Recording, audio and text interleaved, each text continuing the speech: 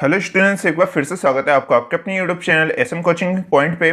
तो जैसा कि आप सबको पता ही है कि यहाँ पर हम आपके लिए यहाँ पर लगातार आपके जो एग्जैक्ट डिफरेंशियल इक्वेशन है यानी यथार्थ अवकल समीकरण है उसके क्वेश्चंस हम आपको यहाँ पर कराते जा रहे हैं।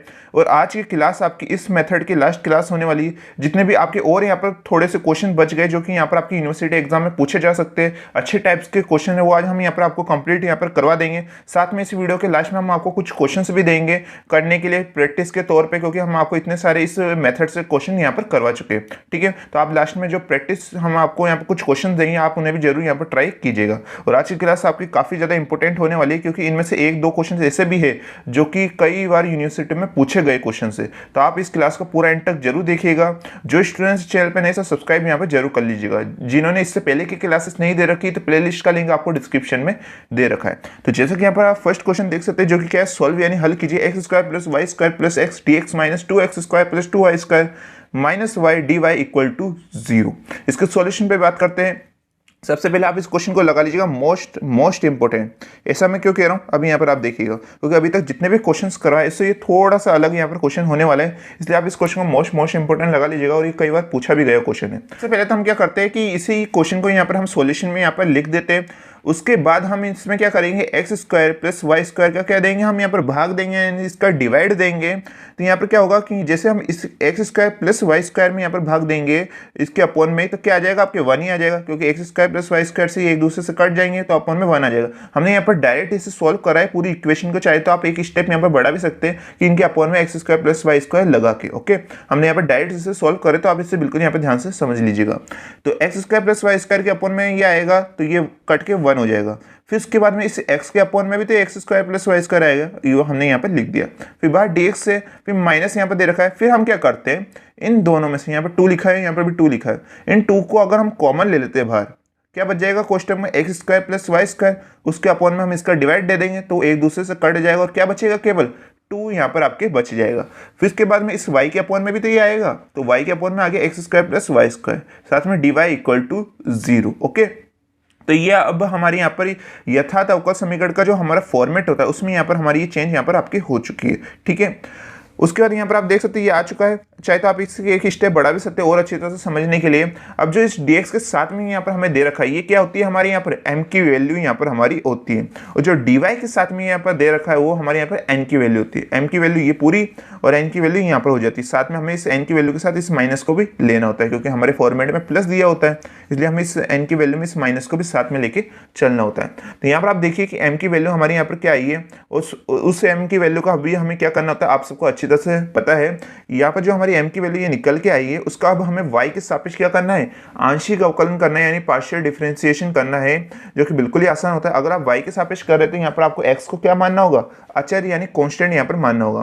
तो 1 का अवकलन करेंगे तो क्या आ जाएगा, आपको 0 आ जाएगा, नॉर्मल सी बात है।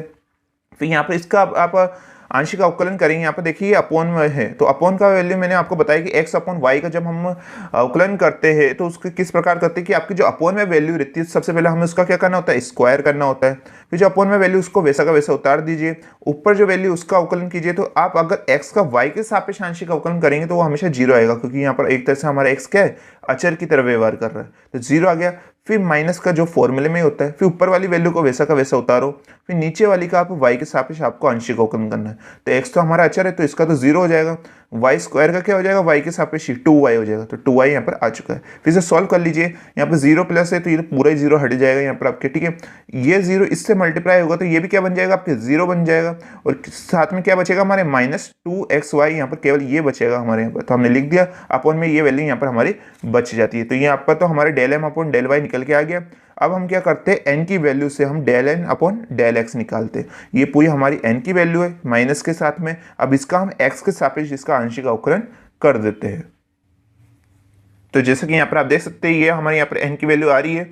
आप वहाँ पर देखिएगा कि जब कोष्टक में बाहर माइनस लगा हुआ है, n की जो फॉर्मेट था हमारा उसमें बाहर माइनस है, इसलिए अंदर में जो 2 था उसके साथ क्या आ गया माइनस, फिर साथ में y की वैल्यू के साथ वहाँ पर क्या दे रखा है माइनस, बाहर भी माइनस है तो माइनस माइनस प्लस हो गया, इसलिए हमने उस कोष्टक को वहाँ पर हटा के ये पूरा यहाँ पर लिख दिया है। उस माइनस को अंदर ब्रैकेट के अंदर दोनों चिन्ह थे हमारे यहाँ पर सिंबल थे, उन दोनों से मल्टीप्लाई करके आपके यहाँ पर ये आ चुका है। ठीक है, उसके बाद हमें इसका x के सापेक्ष क्या करना है, आंशिक अवकलन हमें यहाँ पर करना है, यानी पार्शियल डिफरेंशिएशन इक्वेशन करना है। तो 2 का तो ये कांस्टेंट है तो ये तो 0 हो जाएगा। ओके, फिर उसके बाद यहाँ पर आप देखेंगे यहाँ पर भी अपॉन वैल्यू आ गई, तो हमें इसका अवकलन कैसे करना होता है कि अपॉन में जो वैल्यू उसका सबसे पहले स्क्वायर कीजिए, फिर अपॉन में जो वैल्यू उसको ऊपर वैसा का वैसा रहने दीजिए, और y का किस x के सापेक्ष अवकलन करेंगे तो 0 आएगा, क्योंकि यहाँ पर हमारा अगर x के सापेक्ष करें तो y हमारा यहाँ पर अचर होगा, तो अचर का अवकलन 0 आ जाता है। फिर माइनस में फिर y को वैसा का वैसा उतारिए, फिर आपको इसका अवकलन करना है तो x का x के सापेक्ष ही करेंगे तो 2x स्क्वायर हो जाएगा, इस x स्क्वायर का अवकलन क्या हो जाएगा 2x हो जाएगा। जैसे कि यहाँ पर आप देख सकते हो y तो कांस्टेंट है तो 0 हो जाएगा। ओके, यहाँ पर आपके आ चुका है। और फिर आप इसे सॉल्व करते हैं, ये 0 इससे मल्टीप्लाई होगा, ये पूरा 0, ये तो पहले से 0 था, ये एक दूसरे से मल्टीप्लाई होगा तो -2xy आ जाएगा अपॉन में यहाँ पर आपकी ये वैल्यू आ जाती है। अब आप यहाँ पर देखिए, यहाँ पर हमारा del m upon del y क्या आया था, ये आया था, del n upon del x भी क्या है, यही आया, दोनों सेम आ चुके हैं, यानी एक दूसरे की क्या है यहाँ पर ये बराबर है। और जब बराबर आ जाते हैं तो हम क्या कह सकते हैं कि ये आपकी यथार्थ अवकल समीकरण होगी, यानी it is exact differential equation होगी।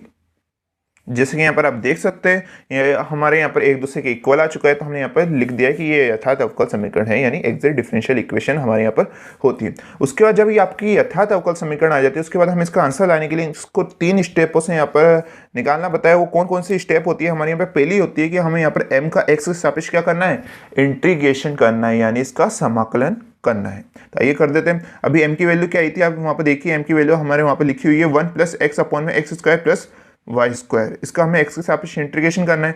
इस इंटीग्रेशन जो हमारा समाकलन, इन दोनों को हम सेपरेट एक एक बार इसके साथ ले लेते हैं। तो यहाँ पे इंटीग्रेशन सबसे पहले 1 के साथ आएगा तो ये dx अंदर आ जाता है, इंटीग्रेशन dx भी प्लस, फिर इंटीग्रेशन एक बार इस पूरे के साथ आएगा, साथ में dx यहाँ पर आपके आ जाएगा। ठीक है, फिर यहाँ पर आप देखेंगे इसका इंटीग्रेशन कैसे करें। तो इसके इंटीग्रेशन को सॉल्व करने के लिए हम थोड़ा सा ईजी बना लेते हैं। हम यहाँ पर अपॉन में जो x square plus y square है, इसको हम यहाँ पर t मान लेते हैं। ओके, फिर उसके बाद में यहाँ पर क्या होगा, यहाँ पर हमें इसका x के सापेक्ष यहाँ पर अवकलन करें तो x स्क्वायर क्या हो जाएगा, इसका अवकलन करेंगे तो 2x आ जाएगा, y तो हमारे यहाँ पर कांस्टेंट है, इसका अवकलन 0 हो जाएगा, dx आ जाता है इक्वल टू t का क्या अवकलन हो जाता है, t के सापेक्ष dt यहाँ पर आपका हो जाता है। जैसे यहाँ पर आप देखते हैं t का अवकलन क्या हो जाता है, dt यहाँ पर हो जाता है। फिर यहाँ पर आपकी जो 2 वैल्यू है वो dt के अपॉन में चल जाएगी, तो x dx equal to dt upon 2 यहाँ पर हमारे आ चुका है। ओके, तो यहाँ पर हमारी इतना सॉल्व हो गया। तो यहाँ पर हमारी क्या था, इंटीग्रेशन dx, इससे वैसा वैसा हम यहाँ पर रहने देते हैं, जैसे कि आप देख सकते हैं। फिर plus x square plus y square की जगह हमने क्या मान दिया t, तो इसकी जगह क्या रख दीजिए आप यहाँ पर अपॉन में t रख दीजिए। ठीक है, और x dx की जगह भी आपका क्या निकल के आया, dt अपॉन 2 निकल के आया, तो यहाँ पर dt अपॉन हम यहाँ पर 2 लिख देते हैं। ठीक है, उसके बाद हम इसका सिंपली इंटीग्रेशन कर देते हैं, जो कि बिल्कुल ही आसान होने वाला है। dx का जब आप इंटीग्रेशन यानी समाकलन करेंगे तो क्या निकल के आएगा, आप सबको अच्छी तरह से पता है, उसका समाकलन होता है x यहाँ पर आ जाता है। और यहाँ पर आप देखेंगे जो अपॉन में 2 दे रखा है, तो इसको तो हम बाहर ले आएंगे, क्योंकि एक तो हमारा कांस्टेंट है तो 1/2 बाहर आ जाता है। और 1/t का इंटीग्रेशन यानी समाकलन क्या होता है, log t यहाँ पर हमारे होता है। ओके, फिर मैंने आपको जितने भी पहले की क्लासेस में हमेशा बताया कि जब भी हम कोई चीज़ वैल्यू निकालते हैं, किसी चीज़ को मानते हैं, तो लास्ट में हमें उस वैल्यू को दोबारा भी रखना होता है।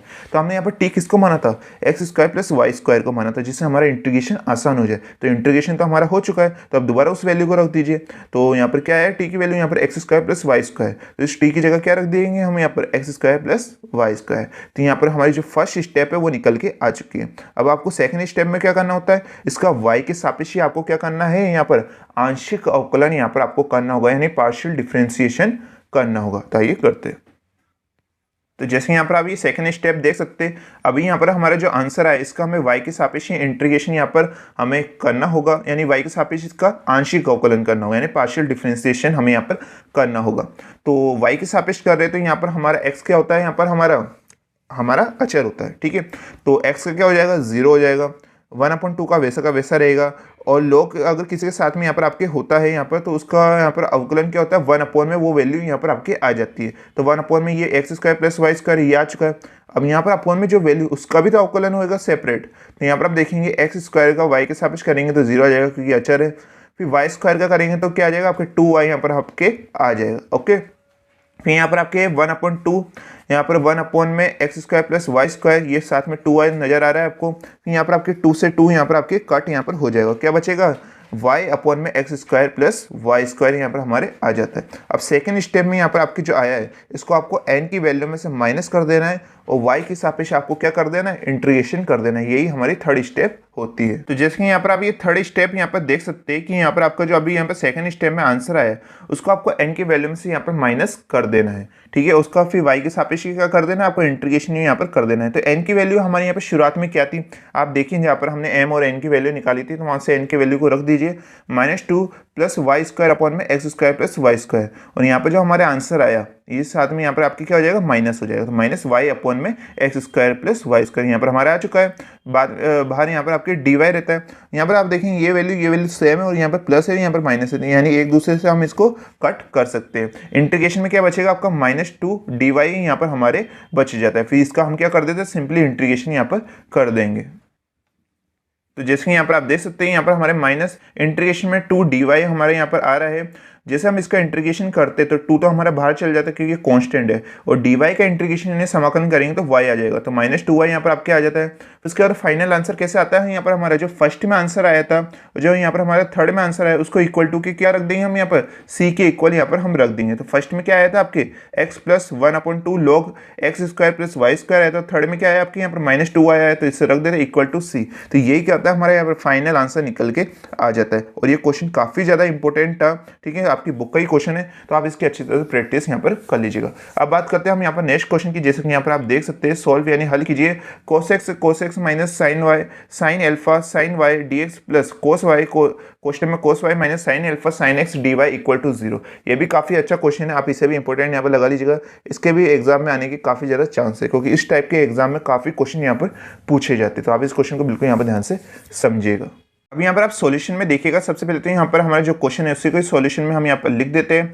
उसके बाद में यहाँ पर आपको m dx plus n dy equal to 0 की ये फॉर्म में दे रखा है।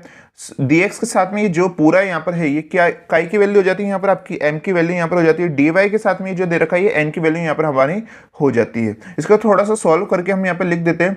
जैसे ये cos x इन सबसे मल्टीप्लाई होगा तो देखना cos से मल्टीप्लाई होगा तो cos स्क्वायर x, फिर ये cos इससे मल्टीप्लाई होगा तो क्या आ जाएगा आपके sign alpha sign y cos x साथ में यहाँ पर आ जाएगा। यही क्या हो जाती है, पूरी हमारी m की वैल्यू हो जाती है, जैसे कि आप देख सकते हैं ये आ चुकी है।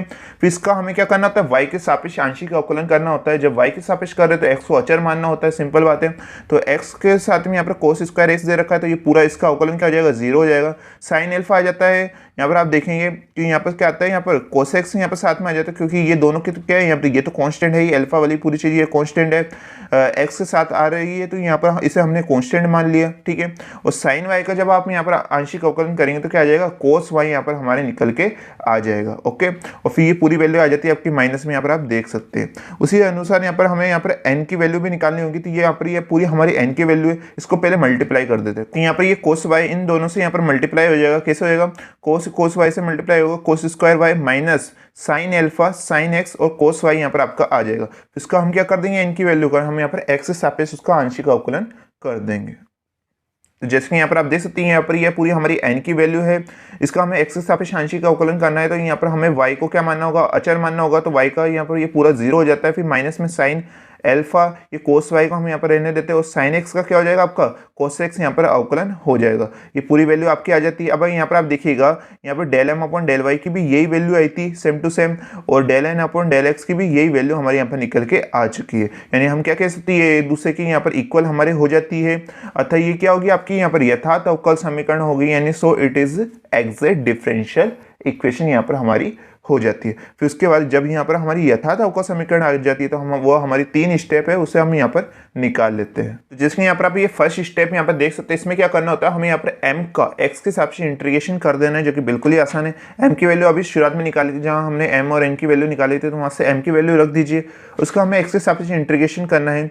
लेकिन आप यहाँ पर cos स्क्वायर x का इंटीग्रेशन कैसे करेंगे, तो इसको थोड़ा सा आसान बनाने के हम इसे क्या लिख देते हैं, 1 प्लस cos 2x अपॉन 2 लिख देते हैं। अब ज़्यादातर स्टूडेंट सोच रहे होंगे कि सर ये कहाँ से आया, तो मैं आपको यहाँ पर थोड़ा सा हिंट यहाँ पर बताता हूँ।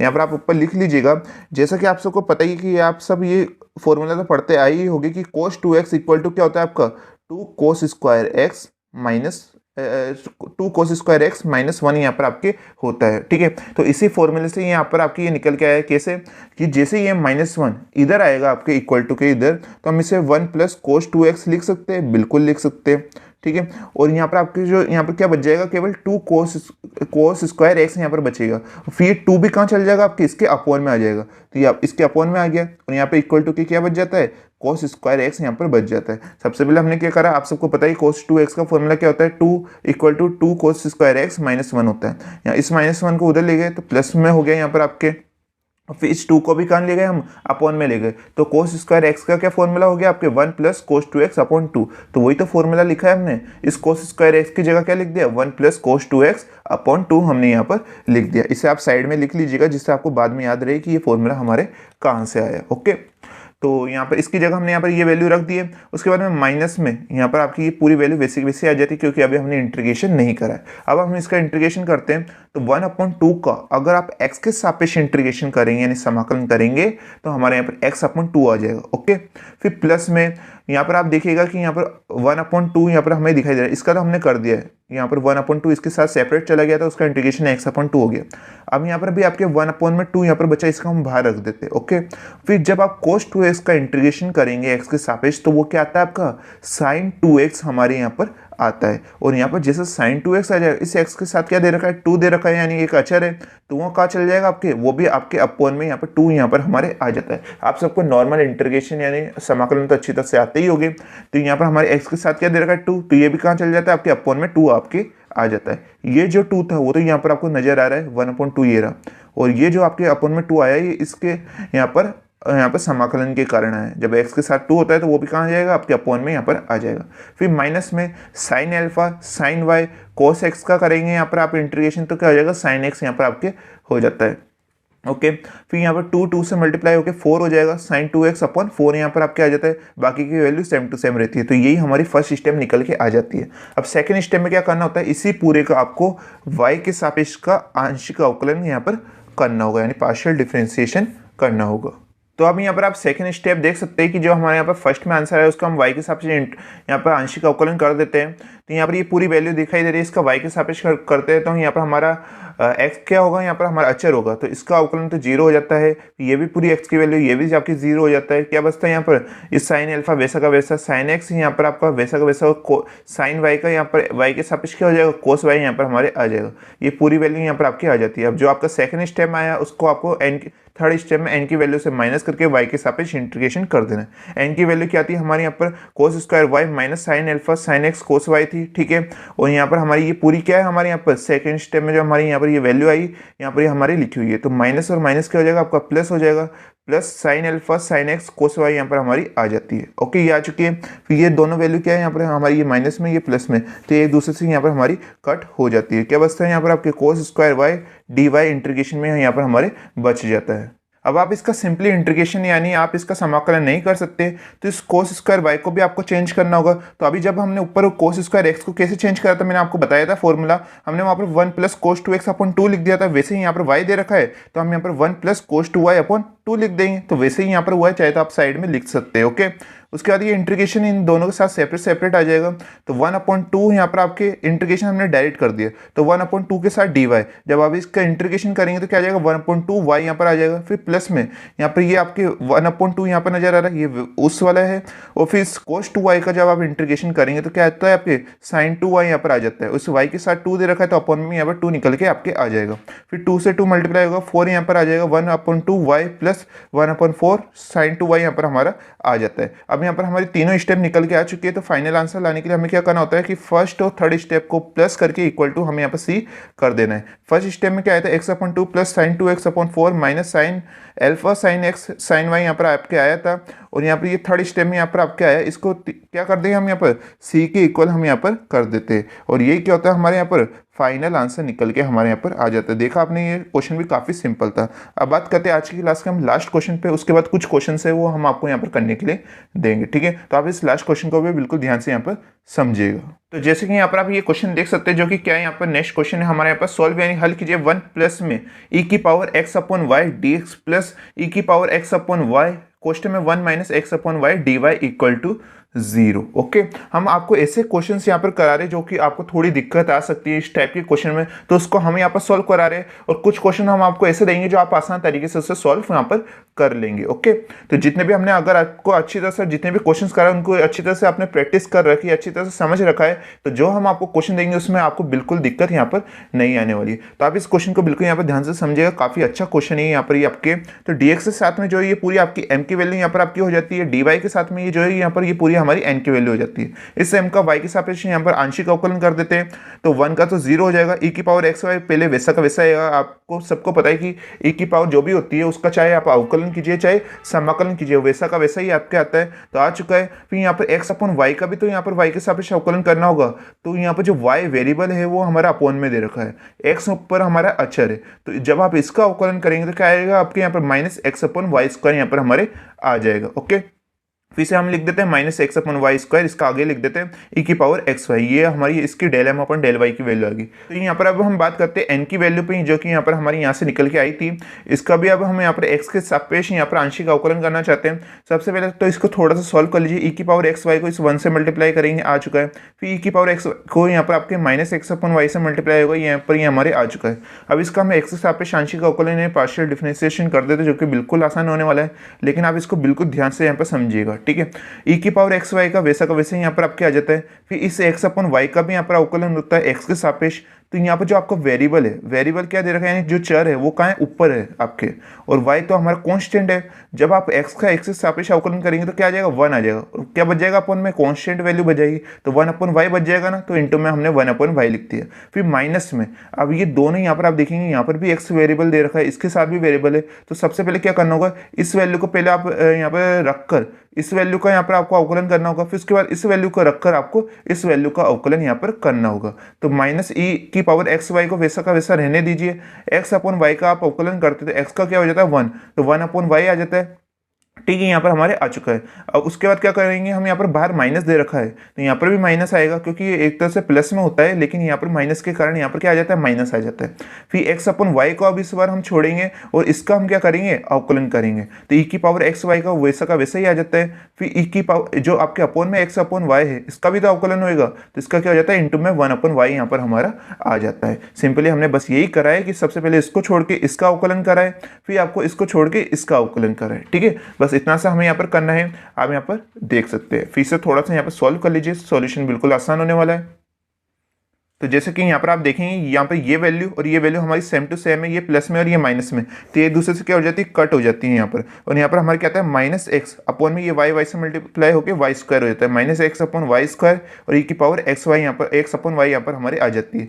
और यहाँ पर हमारी del m upon del y की भी यही वैल्यू थी, और del n upon del x की भी यहाँ पर हमारी यही वैल्यू आ जाती है, यानी दोनों वैल्यू क्या है हमारे यहाँ पर, सेम वैल्यू यहाँ पर हमें दे रखी है। अगर दोनों की वैल्यू यहाँ पर सेम है तो हम इन दोनों को इक्वल कह सकते हैं, बिल्कुल कह सकते हैं। अगर ये दोनों इक्वल आ जाती तो हम कह सकते कि अतः ये यथार्थ अवकल समीकरण होंगी, यानी so it is exact differential equation यहाँ पर हमारी होगी। जब आपकी ये भी निकल के आ जाती है तो हम इसको जो आंसर लाने के लिए हमें यहाँ पर 3 स्टेप भी यहाँ पर हमें निकालनी होगी, जो कि बिल्कुल ही यहाँ पर हमारी सिंपल होने वाली है। तो यहाँ पर हमारी पहली स्टेप में क्या होता है कि यहाँ पर आपको m का x के सापेक्ष इंटीग्रेशन यानी समाकलन कर देना है। m की वैल्यू हमें यहाँ पर दे रखी है, इसका x के सापेक्ष इंटीग्रेशन करते हैं तो 1 का x के सापेक्ष क्या हो जाएगा, x हो जाएगा। फिर यहाँ पर e की पावर एक्स वाई वैसी की वैसी रहेगी। यहाँ पर आप देखिए कि यहाँ पर हमारा वेरिएबल क्या है, तो यहाँ पर हम x के सापेक्ष करें तो y तो हमारे यहाँ पर अचर है। ठीक है, तो यहाँ पर हमारे x के साथ में क्या दे रखा है, 1 अपॉन वाई यहाँ पर हमें दे रखा है। तो जो हमारा वेरिएबल के साथ में जो अचर होता है 1 अपॉन वाई, ये भी आपका अपॉन में यहाँ पर आपके आ जाता है, यही हमारे समाकलन होता है। ठीक है, तो यहाँ पर 1 अपॉन वाई आ गया, और ये 1 अपॉन वाई है, तो ये y कहाँ चल जाएगा, आपका ऊपर चल जाएगा। तो यहाँ पर आपका फर्स्ट स्टेप में क्या आ जाएगा, x प्लस वाई ई की पावर x अपॉन वाई यहाँ पर हमारा आ जाएगा। और जो आपका यहाँ पर फर्स्ट में आया उसको आपको y के सापेक्ष क्या कर देना है, यहाँ पर आपको आंशिक अवकलन यहाँ पर कर देना है। तो यहाँ पर जैसा कि आप सेकंड स्टेप यहाँ पर देख सकते हैं, यहाँ पर हमारा जो y यहाँ पर हमारे फर्स्ट स्टेप में आंसर है उसका y के सापेक्ष इंटीग्रेशन हम यहाँ पर कर देते हैं। अगर y के सापेक्ष करें तो x यहाँ पर हमारा अचर होगा, तो x का 0 हो जाएगा। फिर यहाँ पर आप देखेंगे यहाँ पर y भी हमारा वेरिएबल है, यहाँ पर भी वेरिएबल दे रखा है, तो हम एक बार पहले इसका अवकलन कर देते हैं, इसको छोड़ देते हैं, फिर इसको छोड़ के यहाँ पर आपको इसका अवकलन यहाँ पर करना होगा। तो वैसे ही हम यहाँ पर करते हैं। आप यहाँ पे देखिएगा इस y का जब आप अवकलन करते हैं y के सापेक्ष तो 1 आ जाएगा, फिर ये आप इसको आपको वैसा का वैसा रख देना है, फिर प्लस में फिर आपको क्या करना है यहाँ पर इस y को आपको वैसा का वैसा रहने देना है और इसका अवकलन करना है। तो e की पावर x अपॉन y का वैसा ही होगा यहाँ पर, और यहाँ पर साथ में x अपॉन y इसका भी अवकलन होगा। तो y हमारे यहाँ पर अपॉन में वेरिएबल दे रखा है, तो इसका क्या हो जाएगा minus x upon y square यहाँ पर हमारे हो जाता है। फिर ये 1 से मल्टीप्लाई होगा तो ये वैसा का वैसा बन जाता है। फिर माइनस में आप इसे सॉल्व करेंगे तो यहाँ पर y से ये वाई स्क्वायर कट हो जाएगा और अपॉन में y बचेगा, तो यहाँ पर क्या आ जाएगा माइनस एक्स अपॉन वाई ई की पावर एक्स अपॉन वाई यहाँ पर हमारा आ जाता है। तो यहाँ पर अब आप थर्ड स्टेप देख सकते हैं, यहाँ पर आपको जो सेकंड स्टेप में आंसर आया उसको यहाँ पर आपको n की वैल्यू में से माइनस कर देना है। n की वैल्यू क्या थी हमारे यहाँ पर e की power x upon y 1 minus x upon y, यहाँ पर हमारी n की वैल्यू थी। और अभी हमारी ये पूरी वैल्यू का आंसर आया आपके सेकंड स्टेप में क्या था आपके माइनस e की पावर एक्स अपॉन वाई, यहाँ पर माइनस दे रखा है तो उनके दोनों के यहाँ पर आपके सिंबल वो चेंज हो जाएगी। अगर वहाँ पर प्लस दे रखा होगा तो यहाँ पर ये माइनस में चेंज हो जाएगा, और अगर वहाँ पर माइनस दे रखा हो तो माइनस माइनस ये प्लस हो जाएगा। तो यहाँ पर ये वैल्यू हमारे यहाँ पर आ जाती है। फिर सिंपली आपको इसको सॉल्व कर लेना है, e की पावर एक्स अपॉन वाई को इन दोनों से मल्टीप्लाई करेंगे तो आपकी ये स्टेप आ जाएगी, फिर पूरी ये स्टेप आपकी यहाँ पर सेम टू सेम आ जाती है। आप यहाँ पर देखेंगे ये वैल्यू प्लस में ये माइनस में, ये एक दूसरे से कट हो जाएगी, ये भी सेम टू सेम है, यहाँ पर ये माइनस में ये प्लस में, तो ये भी एक दूसरे से यहाँ पर कट हो जाती है। क्या बचता है आपका जीरो यहाँ पर बच जाता है, तो इंटीग्रेशन में जीरो dy यहाँ पर आ जाता है। और एक ऐसा हमने क्वेश्चन करा था, जब भी आपको जीरो dy का इंटीग्रेशन करना हो तो वो हमेशा क्या आता है आपका कॉन्स्टेंट यानी अचर आता है। और जब आपका पहले से कॉन्स्टेंट आ जाता है तो जब हम आंसर निकालते हैं first plus third equal to हमें क्या रखना होता है नया कॉन्स्टेंट रखना होता है। यहाँ पर हम रख देते के, हम यहाँ पर रख देते। तो फर्स्ट में हमारे क्या आंसर आया था एक्स प्लस वाई ई की पावर एक्स अपॉन वाई, और यहाँ पर हमारे थर्ड स्टेप में क्या है प्लस सी आया, और यहाँ पर हमने नया कॉन्स्टेंट इक्वल टू सी के माना था। और जैसे ही आपका ये कॉन्स्टेंट उधर जाएगा तो ये एक नया कॉन्स्टेंट बन जाएगा आपका, दोबारा यहाँ पर कॉन्स्टेंट सी यहाँ पर हमारे बन जाता है। और यही क्या होता है हमारे यहाँ पर आंसर निकल के आ जाता है। तो अभी तक हमने जितने भी आपको यथार्थ अवकल समीकरण के क्वेश्चंस कराए उससे आप अच्छी तरह प्रैक्टिस कर लीजिएगा, क्योंकि सबसे ज़्यादा जो इंपॉर्टेंट आपका मेथड होता है वो यही वाला मेथड होता है। तो आप जिसकी जितनी हो सके प्रैक्टिस कीजिएगा। प्रैक्टिस के लिए हम आपको कुछ क्वेश्चन दे रहे हैं जो कि आपकी बुक के क्वेश्चन से, इन्हें आप जरूर ट्राई यहाँ पर कीजिएगा।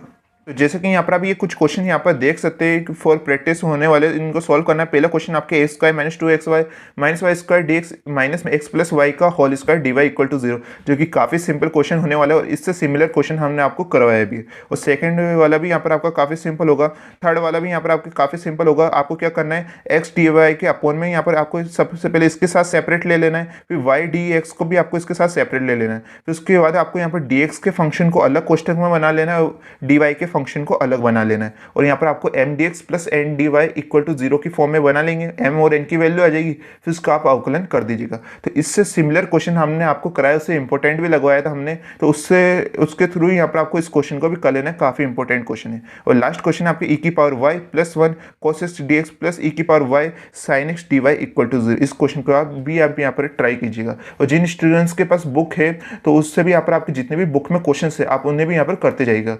एक बार मैं आपको बता दूँ, जो भी स्टूडेंट्स इस वीडियो को देख रहे हैं आपके पास बुक होना काफ़ी ज़्यादा जरूरी है, चाहे और सब्जेक्ट में आपके पास बुक हो या ना हो, लेकिन मैथ्स में आप बिना बुक के क्वेश्चंस नहीं कर सकते। इसलिए आपको अपनी बुक के क्वेश्चंस भी जरूर ट्राई करने, जो हम आपको मेथड पढ़ाते हैं, जितने भी क्वेश्चंस कराते आ रहे हैं उसके थ्रू यहाँ पर आपको अपनी बुक के क्वेश्चंस को भी ट्राई करते रहना चाहिए। ओके, तो आज आई होप आप आज की क्लास आपको पसंद आई होगी। इसके बाद हमारे जो नेक्स्ट मेथड रहेगा उसको हम नेक्स्ट क्लास से यहाँ पर स्टार्ट कर देंगे। जिन स्टूडेंट्स को पीडीएफ चाहिए तो पीडीएफ का लिंक आपको डिस्क्रिप्शन में मिल जाएगा, उससे जाके आप यहाँ पर परचेस कर सकते हैं। ठीक है, काफ़ी ज़्यादा स्टूडेंट्स परचेस कर भी रहे। जिन स्टूडेंट्स को क्लासेस से नोट्स बनाने तो आप यहाँ पर क्लासेस से भी नोट्स यहाँ पर बना सकते हैं। अगर आपको ये वीडियो कैसा पसंद आया हो तो इसे लाइक करना ना भूलिएगा और कमेंट करके जरूर बताइएगा आज की क्लास आपको कैसे लगी। नेक्स्ट क्लास का लिंक आपको डिस्क्रिप्शन में मिल जाएगा। तो मिलते हैं नेक्स्ट वीडियो में।